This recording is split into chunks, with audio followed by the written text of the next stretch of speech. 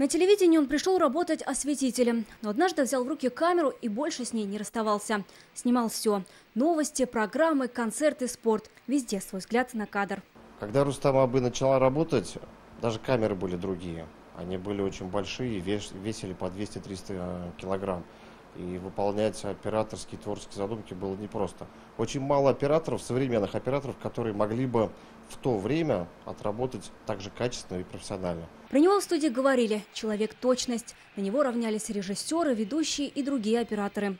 Его отличало неравнодушие, то есть он не приходил, и он не просто отрабатывал, как бы держаться, он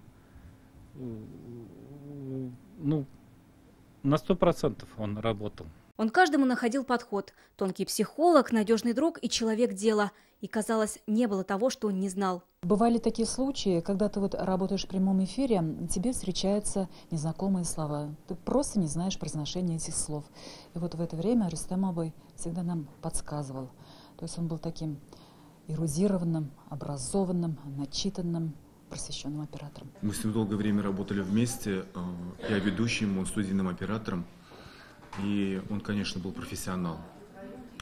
Всегда он подмечал все детали, всегда говорил, как присесть, что поправить, как сказать. Но не только подмечал, но и сам всегда подавал пример. Он был суперинтеллигентным, его осанка, его внешний вид всегда был безупречным.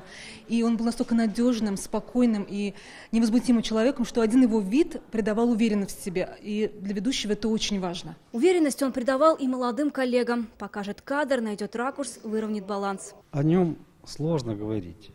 Он во всех отношениях был положительным.